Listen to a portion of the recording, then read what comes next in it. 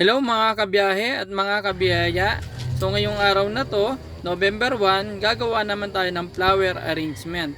So ang maganda nito, yung mga dahon na gagamitin natin, kinuha lang yan sa halamanan ko. So yan ang maganda ng marami kang halaman sa bahay, marami kang pwedeng magamit na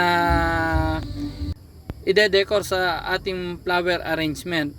So after na nailagay yung mga dahon, so isunod natin ang mga bulaklak para mai-decor na sa ginagawa nating flower arrangement na makikita natin dito sa basket.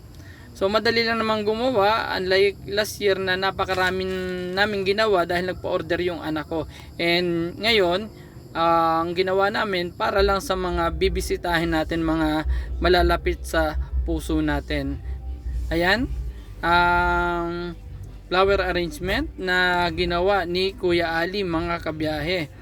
So yan yung ginawa natin ng ilang minutes lang, dahil ang kagandahan, marami na tayong mga dahon sa paligid kaya hindi tayo nahirapan kumuha ng mga pang decor.